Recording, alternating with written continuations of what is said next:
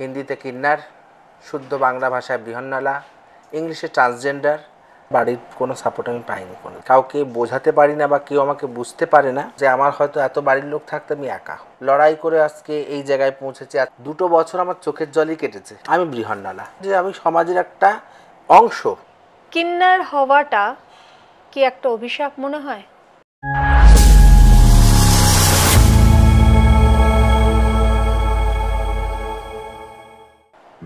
আমি নারী, আমি সাজতে ভালোবাসি, আমার চোখের কাজল, আমার ঠোঁটের হাসি। তুমি পুরুষ, তুমি পরিশ্রমী, তুমি স্মার্ট, তুমি ড্যাসি। এই 2 লিঙ্গ বাদেও আরও একটা লিঙ্গ রয়েছে কিন্তু আমাদের সমাজে, যাদেরকে আমরা কখনো সম্মান দিই, আবার কখনো তাদেরকে তাচ্ছিল্য করে দিই। আজকে আমি পৌঁছে গেছি এরকমই একজন মানুষের কাছে। তার আগে নমস্কার, আমি শ্রী, আপনারা দেখছেন পডকাস্ট উইথ শ্রী। প্রথমেই পরিচয় পর্বটা সেরে নেব। মাসি, ওয়েলকাম টু আওয়ার শো। নমস্কার, আমি সুনিতা মল্লিক, আসানসোল বার্নপুর সর্বভারতীয় মঙ্গলামুখী সমাজের অধ্যাপক, এবং আমার একটা আরও পরিচয় আছে। আমি একজন বৃহন্নলা, সমাজে পিছিয়ে পড়া কোণঠাসা মানুষ। সমাজে আমাদের অনেক নামে আমাদেরকে ডাকা হয় বা পরিচিত। হিন্দিতে কিন্নার, শুদ্ধ বাংলা ভাষায় বৃহন্নলা, ইংলিশে ট্রান্সজেন্ডার, আরও কত কিছু। এটাই আমার পরিচয়। আচ্ছা মাসি, আপনি কোন বয়স থেকে জানতে পারলেন যে আপনি একটু অন্য রকম? প্রথমত জানতে পারি যখন বছর 2-3, তখন নিজের মধ্যে আমি ফিল করি যে আমি হয়তো একদম আলাদা, সবার সঙ্গে মিল আমার ঠিক হয় না। হয়তো আমার ইচ্ছা কিছু বা তাদের ইচ্ছা কিছু, বাবা মা হয়তো আমার থেকে অন্য কিছু এক্সপেক্ট করতো, আমি তাদেরকে তো অন্য কিছু দিচ্ছি। তারপরেও একটা তাচ্ছিল্য বিষয় থাকতোই। তো ছোট্ট বয়সে জানতে পারি, কিন্তু মনে করো বাড়ি থেকে বেরিয়ে এসে এই পরিচয় আসতে যখন আমি ক্লাস 5-এ পড়ি তখন থেকে। আচ্ছা মাসি, যে সময় থেকে আপনার জীবনে কষ্টটা শুরু হলো, মানে স্ট্রাগল লাইফ বলতে গেলে, সে সময় কি মা বাবার সাপোর্টটা পেয়েছেন বা পাশে পেয়েছেন তাদেরকে? না, মা বাবার কোনো দিনই সাপোর্ট পাইনি। আজকে বাবা এখন গত, মা আছেন, কিন্তু মা বাবার সাপোর্ট তখনও পাইনি, এখনও হয়তো নেই। হ্যাঁ, তবে ছোট্টবেলা থেকে আমার ঠাকুমা আমাকে খুব সাপোর্ট করতেন যে তুমি যেমন থাকো, যেমন আছো, যেখানেই থাকো ভালো থাকো। এছাড়া বাড়ির কোনো সাপোর্ট আমি পাইনি কোনোদিনও। আচ্ছা, তার মানে আমরা এটা বুঝে নিতেই পারি যে সমস্ত শিশুরা এইরকমভাবে জন্মায় তারা কিন্তু পরিবারের দিক থেকে কোনো রকমভাবে হয়তো সাপোর্ট পায় না, তাই ঠিক বলছি তো? একদম। মাসি, আমার মতন অনেকেরই প্রশ্ন হতে পারে এটা, বা জিজ্ঞাসা হতে পারে তোমার স্ট্রাগল লাইফ নিয়ে। আমার স্ট্রাগল লাইফ ক্লাস 5-এ যখন পড়ি তখন থেকে বাড়ির বাইরে কাউকে বোঝাতে পারি না বা কেউ আমাকে বুঝতে পারে না, সেটা তাদের ব্যক্তিসম্মত, সেখানে হস্তক্ষেপ করাটা ঠিক নয়। কিন্তু আমি হয়তো কাউকে বোঝাতে পারিনি বা তারা বুঝতে চায়নি, সেই মুহূর্তে ঘর ছাড়ি। ক্লাস 5-এ যখন পড়ি ওই সময় ঘর ছেড়ে বেরিয়ে আসি। তো ওখান থেকে আমি অনেক জায়গায় গিয়েছি, বোম্বাইতে কিছু সময় কাটিয়েছি, আরও নানান জায়গায়, আগ্রায় ছিলাম, তারপরে পূর্ব মেদিনীপুরে ছিলাম, এরকম অনেক জায়গায় সময় কাটিয়েছি। অনেক রকম গুরুমার সঙ্গী পেয়েছি, তার মধ্যে কিছু গুরুমা ছিলেন ভালো, কিছু মন্দ, সবার সঙ্গেই হাসি মুহূর্ত কাটিয়েছি। কিন্তু তার সঙ্গে সঙ্গে কোথাও যেন একটা একাকিত্ব বোধ হতো যে আমার হয়তো এত বাড়ির লোক থাকতে আমি একা, বা কোনো সময় হয়তো ওই গুরুমাদের শাসনে বা তাদের ডিসিপ্লিনের চাপে পড়ে যখন মনে হতো যে হয়তো মা থাকলে বা বাবা থাকলে হয়তো কিছু বুঝতে পারতো, বা আমি যদি অন্য কোনো লাইফ লিড করতাম তাহলে হয়তো হতো না। এরকম অনেক রকম কষ্টের সঙ্গে লড়াই করে আজকে এই জায়গায় পৌঁছেছি। আজকে আমি আসানসোল বার্নপুর মঙ্গলামুখী সমাজের হেড অফ দ্য ডিপার্টমেন্ট। তো এখানে আসতে আমাকে অনেকটা সময় ব্যয় করতে হয়েছে আর প্রচুর কষ্ট করেছি। এমনও দিন গেছে যে না খেয়ে থেকেছি, এমনও দিন গেছে যে থাকার জায়গা নেই। এরকম অনেক রকম স্ট্রাগল করি তারপরে আমি এই জায়গায় পৌঁছেছি। মানুষ হয়তো অনেক রকম বলে না যে তোমরা কাজ করতে পারো না, তোমরা এই করতে পারো না। তখন এখনকার ব্যাপার তখনকার ব্যাপার পুরোটাই আলাদা ছিল। তখন তো কাজ করা দূরে থাকতেও দাঁড়িয়ে কথাও বলতো না। এখন যাই হোক, আমার প্রচেষ্টায় আমার একটা সংগঠন চলে, তোমার জানা আছে, সুনিতা হাফি ফাউন্ডেশন। তার দরুন মনে করো এখন মানুষ তাচ্ছিল্য চোখে না দেখলেও একটু সহানুভূতির চোখে দেখে। আচ্ছা, ক্লাস 5 তাই তো? মানে সেই সময়টা কি একদম একা যখন বাইরে বেরিয়েছো?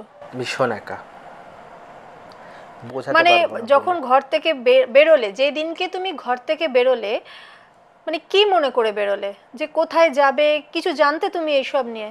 না, সেরকম কিছু না। তখন অতটা জানতামও না কোথায় দিল্লি, কোথায় পাঞ্জাব, কোথায় অমুক তমুক। কিন্তু কি হতো, বাড়িতে যখন থাকতাম হয়তো বাবা মা এটা করো না, ওটা ধরো না, এরকম চলাফেরা করো না, তুমি এরকম নয় ওরকম, তো তখন ভালো লাগতো না। রাস্তায় বেরিয়ে কিছু বৃহন্নলাদের হয়তো দেখতাম কি এক এক জায়গায় দাঁড়িয়ে কথা বলছে, সেখানে হাঁ করে দাঁড়িয়ে থাকা, কারণ ওদের ওদের কথাবার্তা শুনে হয়তো ভালো লাগতো, ওদের আচ্ছা। আচার আচরণগুলো ভালো লাগতো। তো ওরা তখন বলতো আমাদের সঙ্গে চলো, আমাদের সঙ্গে চলো। তো ওদের সঙ্গে একজনের সঙ্গে চলে যাই। তখনও জানি না কোথায় যাচ্ছি। তখন প্রথম ওই যখন ক্লাস 5-এ পড়ি ওই সময় বিহার ইউপিতে জানো তো বিয়েতে ডান্স করাতে নিয়ে যায়। তো বিহার ইউপি তখন অতটাও আমার মাথায় ছিল না বিহার ইউপিটা কতটা দূরে হতে পারে। আমি জানি সন্ধ্যেবেলা বাড়ি চলে আসবো। কিন্তু ট্রেনের পথে যখন গিয়েছি রাত কাবার হয়ে গেছে, ভোরবেলা পৌঁছেছি। 2 বছর আমার চোখের জলই কেটেছে, 2 বছর। কি করে বাড়ি আসবো? সত্যি, মানে ভাবা যায় না যে এতটা স্ট্রাগল তাদের লাইফে রয়েছে। বাইরেটা সত্যি দেখতে একরকম, ভেতরটা বুঝতে গেলে অনেকটা ধৈর্য বা অনেকটা সময় দরকার। আচ্ছা, আমরা কিন্তু সমাজে বেশ কিছু সময় দেখতে পাই যে কিছু পুরুষ বা মহিলা নিজেদেরকে কিন্নার সাজিয়ে ঘুরে বেড়ায়। রীতিমতন তারা ট্রেনে বাসে চেপে মানুষের কাছ থেকে টাকা কালেকশন করে। তো আপনার নজরে কি ব্যাপারটা কতটা ঠিক বা ভুল? না, ভুল ঠিক নয়, কথাটা ঠিকই। কেন, এখন যেরকম ডালে চালে ভেজাল আছে ওরকম আমাদের বৃহন্নলা সমাজেও ভেজাল আছে। এখন সমাজের যা পরিস্থিতি, মানুষ চাকরি পায় না। তো এরকম কিছু যুবক আছে যারা হয়তো আলস প্রকৃতির মানুষ, কাজ করতে ভয় পায়। চলো এই বিজনেসটা ভালো, সেজে গুজে গেলেই তো হয়ে যাবে, যে ওদেরকে দিচ্ছে আমাদেরকেও দেবে। তো এরকম অনেক জায়গায় ছদ্মবেশী দেখা যায়। বা আমাদের মতো যারা তো গোষ্ঠীসম্মত যারা থাকে, যারা গদ্দিপতি, তাদের গ্রুপ যদি কোনো সময় দেখতে পায় তাদের ধরে থানায় পুলিশে দেওয়া হয়। কিন্তু নেক্সট বার আবার ওরা ওই রকমই করে, একই ভুল করে। মানে এটা কিন্তু সত্যি করে ঠিক ব্যাপার না, যা আমরা বুঝতে পারলাম, তাই তো? এটা করাটা কিন্তু উচিত নয়। একদম নয়। আচ্ছা, আমরা কিন্তু সাধারণত ট্রেনে বা বাসে বা যেখানে সেখানে এনাদেরকে তালি বাজাতে দেখি। তো এই তালি বাজানোর পেছনে কি কোনো কারণ রয়েছে, সেটা জেনে নেব। কারণ আছে এরকম, আমাদের সমাজে কত জায়গায় আছে বৃহন্নলার বাড়িতে গেলে তোমরা কে, তোমরা কি বস্তু। এখন না এত আধুনিক হয়ে গেছে, ট্রান্সজেন্ডার, বৃহন্নলা, কিন্নার সবাই সব রকম জানে, এখন হয়তো করে না।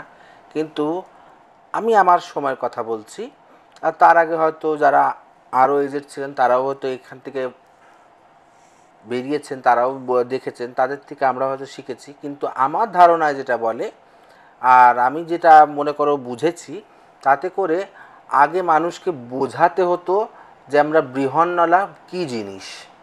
আচ্ছা। মানুষ হয়তো প্রশ্ন করতো, তুমি তো ভালোই একটা মেয়ের মতো সেজে গুজে দাঁড়িয়ে আছো, মেয়ের মতো, তোমার গলাটা এরম কেন? তখন ওই কী হতো, তাকে বোঝাতে হতো যে আমি বৃহন্নলা, তালি বাজিয়ে বোঝাতে হতো যে আমি একজন বৃহন্নলা, তোমার বাড়িতে নবজাত বাচ্চা হয়েছে বা বিয়ে হয়েছে, তার উপলক্ষে কিছু প্রাপ্য নিতে এসেছি, আমি বৃহন্নলা। আচ্ছা, সমাজকে জানানো হতো যে আমি সমাজের একটা অংশ। সমাজ মেনে নিত না, এখনো মেনে নেওয়ার মতো তো মানে কিছু এটা হয়নি। জাস্ট একটা সাইন সাইন, যে আমি, তো আপনাদের পরিচয় যেটা, পরিচয়। সেটার একটা সাইন বলা যেতে পারে। আচ্ছা, আমরা তো জানলাম যে আপনি ক্লাস 5-এ ঘর থেকে বেরিয়ে গেছেন, তারপরে এতটা স্ট্রাগল। আজকে এতটা বছর হয়ে গেছে, তো আপনি কি আপনার পরিবারকে মিস করেন বা তাদের কথা কি মনে পড়ে? ভীষণ, খুব, কি বলবো, বলার কোনো ভাষা নেই।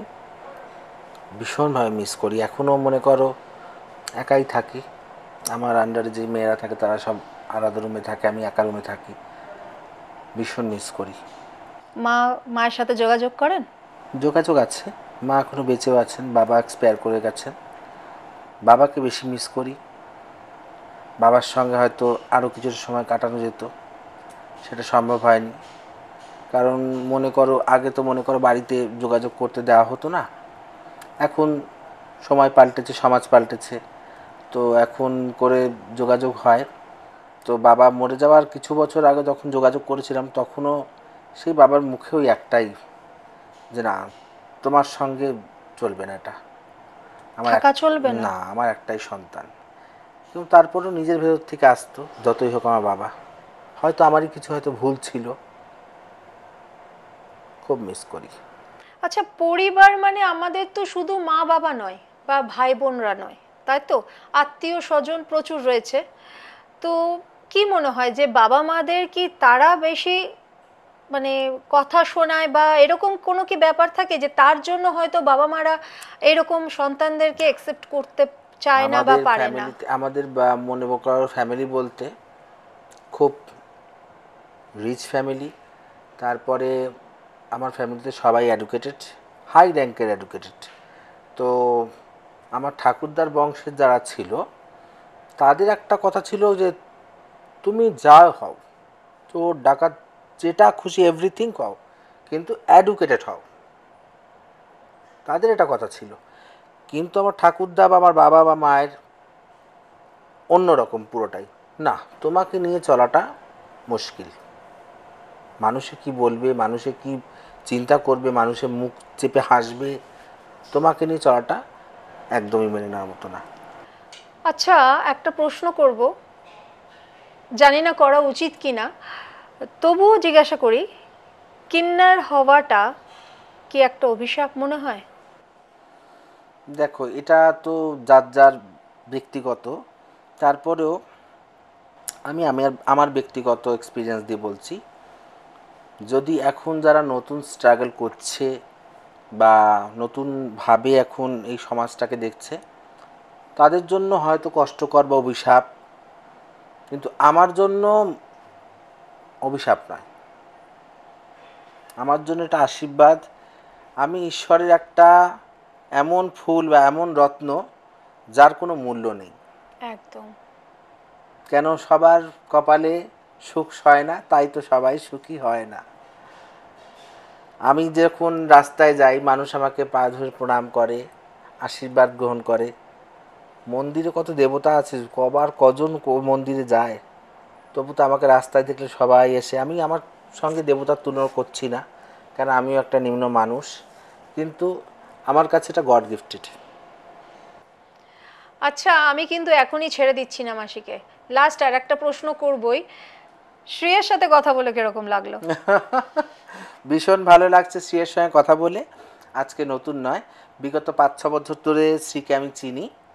ওর সঙ্গে আমার পরিচয়, ওর একটা ফাউন্ডেশন আছে, আইকনিক ফাউন্ডেশন, তার থেকে ওর সঙ্গে আমার পরিচয়। ভীষণ ভালো, ভীষণ মিষ্টি মনের মেয়ে, আর সমাজে কিছু করার খুব চেষ্টা ওর আছে, করতে পারবে যদি জনগণের একটু সাপোর্ট পায়, জনগণ যদি ওকে লাইক করে, সাপোর্ট করে, আর আজকে ব্রডকাস্ট করছে, এতেও যেন ও সাকসেস হয়, এটা আমার তরফ থেকে আশীর্বাদ থাকবে।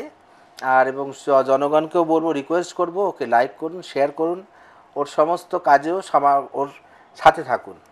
জানি না আজকে সন্ধ্যাটা মনে হচ্ছে খুব তাড়াতাড়ি পার হয়ে গেল, তবুও খুব ভালো লাগলো। এরকম অনেক অজানা কথা যেগুলো আমরা সাধারণত চিন্তা করি তাদের নিয়ে, কিন্তু কখনোই জিজ্ঞাসা করে উঠতে পারিনি, আজকে কিন্তু সেই সমস্ত কথা আপনাদের সাথে আমরা শেয়ার করলাম। খুব ভালো লাগলো। কোথাও না কোথাও মনে হতো যে এই সমস্ত মানুষরা কেন কোণঠাসা, কেন আমরা তাদেরকে এত তাচ্ছিল্যের চোখে দেখি, কিন্তু আজকে তাদের কষ্টটা যখন জানতে পারলাম তখন মনে হচ্ছে আমাদের কোথাও ভুল রয়েছে, আমরা তাদেরকে মেনে নিতে পারছি না। আমরা কিন্তু মানুষ, এখানে কোনো লিঙ্গ বলে ব্যাপার নয়, এখানে পুরুষ মহিলা বা কিন্নার এই সমস্ত ব্যাপার নয়। সব থেকে আগে আমরা সবাই মানুষ, আমাদের পরিচয়টা একটাই হওয়া উচিত, আমরা মানুষ। নমস্কার। নমস্কার, সবাই ভালো থাকবেন, সুস্থ থাকবেন।